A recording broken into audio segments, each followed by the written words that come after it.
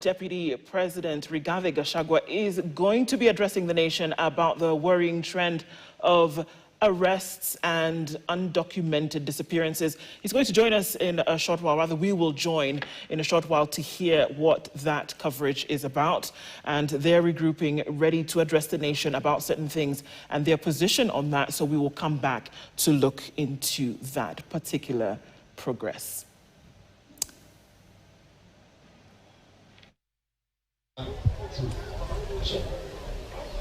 Somebody ambie hiyo watu wanyamazishe hiyo. Nimetuma kiaraha. I've called this press conference to address serious concerns to the people of Kenya on media crackdown and suppression of media freedom by William Ruto and this rogue administration.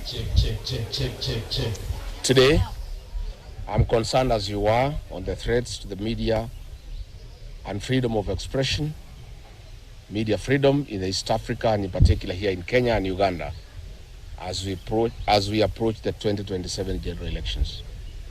We have had a bad pattern in Kenya that ahead of general elections, journalists and bloggers get targeted by unpopular regimes that fear the power of the people at the ballot. Some journalists or bloggers are either disappear, they are silenced, compromised or killed altogether. It is shameful that those stifling the media are on a barrage of attacks on the media are a product of the media and freedom of expression in Kenya. But for this regime led by a crooked dictator, learning from his counterparts in East Africa, it is worse. Journalists covering corruption stories, abuse of the rule of law, wanton looting of public resources, and other beats, and who have refused to be silenced, unintimidated, or corrupted by the state, live under perpetual fear, intimidation, and daily threats from the state machinery. Media houses that are firm on their independent editorial policy have not been spared either. Notably, on 25th June 2026, in the full glare of cameras, we witnessed a police officer throw kicks at a journalist in Nairobi streets for no apparent reason. Further, on 26 June 2026, 4 armed men believed to be police officers from the dreaded killer squad, Nairobi Sierra, armed with AK-47 assault rifles, attempted to abduct the Standard Group Nakuru-based associate editor, Mr. Nixon Kiprotich in Nakuru. This failed. It is saddening and painfully unbearable that on 24th and 25th June 2026, the President of the Republic of Kenya and Commander-in-Chief of our Defense Forces, Mr. William Ruto, on his official X account, launched a barrage of scathing attacks on the independence of the Standard Media Group. This was after a series of uncomfortable stories about this regime, and more painfully to him was a story on William Ruto, gallery of lies. This attack is an open defiance to truth and total war on the freedom of media as stipulated under Article 34 of our Constitution. I am aware that the journalist Vera Mora, who did these stories, are under trail by security forces 24 hours every day, and if anything happens to Vera, William Ruto must be held to account.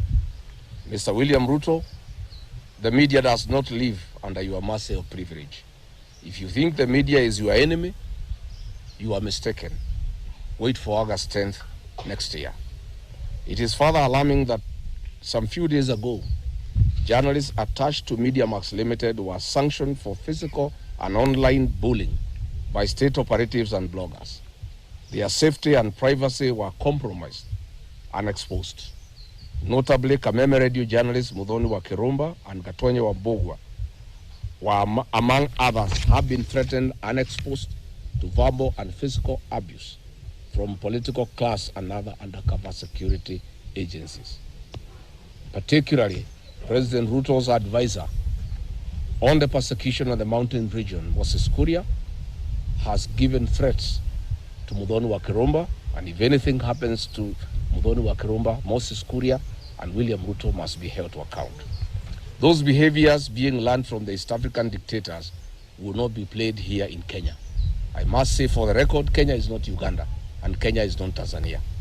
But more importantly, we are aware and informed of William Ruto's plans to shut down some media houses, cripple others through the government advertising agency financially, and slow down and eventually shut the internet on the 10th of August 2027.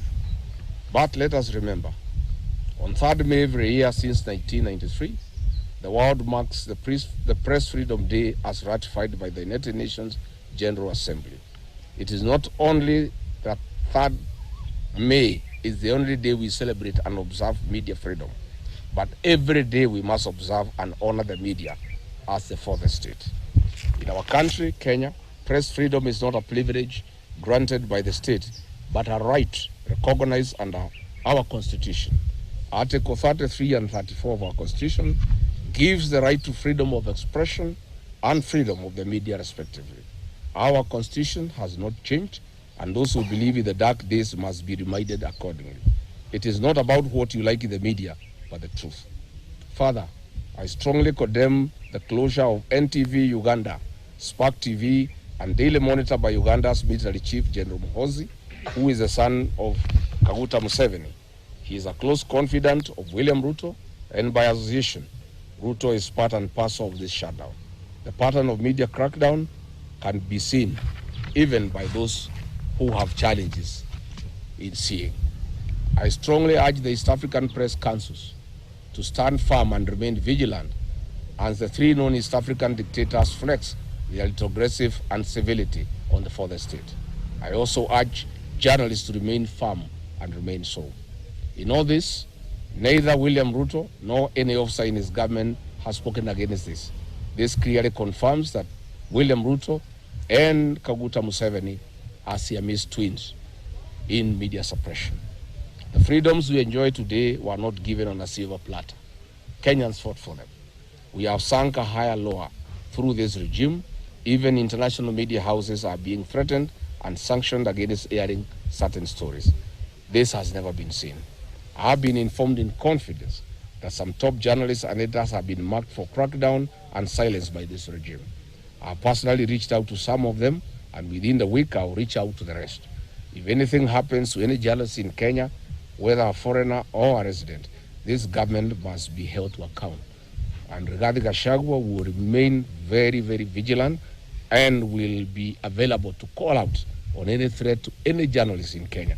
I want to assure journalists wherever they are that they have my full support, and I'll be there for them at this very difficult time. If this government thinks that their problem is the media, this is the biggest lie they are living in. The problem is not the media. It is fake promises, failure, lies, a failing economy, failed systems, poor service delivery, corruption, abuse of the rule of law, abductions, extrajudicial killings, and total failure of government. William Ruto, please leave journalists alone. Leave the media houses alone. Do not take us back to the dark days of the 80s and the 90s. It is unbelievable that in the era of information technology, artificial intelligence, and citizen journalism, the state can sit down and think of how to silence the media. This is when schools have no classrooms and hospitals have no drugs, even painkillers. William Ruto, you have captured all institutions. You have punctured the opposition immediately after you got into power. Please leave the 55 million Kenyans with the media as their last line of defense. I call on all media houses, the journalists and the editors to stand in solidarity with one another. Do not be cowed. Do not be threatened or intimidated. Stand firm and speak the truth for the people of Kenya. You are the last line of defense for the 55 million Kenyans. Ahead of the 2027 general elections, as you observe your code of ethics to report elections, be forthright and do not allow the state to capture or subvert the will of the people. The Kenya Editors Guild must stand firm and protect the editorial independence. You must shield your members and stand for Kenya. Your members must be safe and their rights must be protected. Please do not let the excesses of this regime kill your journalism. I call on the United Nations and the intergovernmental bodies that protect journalists not to shut their eyes on Kenya and Uganda as we witness targeted assault on the members of the fourth estate. A society must endure without a government for a while, but no free society can endure without a free media.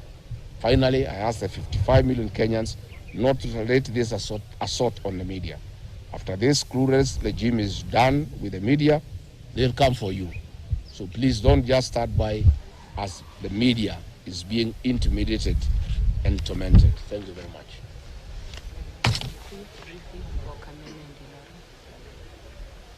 Kuacha kweli ya hii ya mambo ya village is enough. I think hiyo inatosha. Sio inatosha? Asante sana. Turudi tumalize ndio.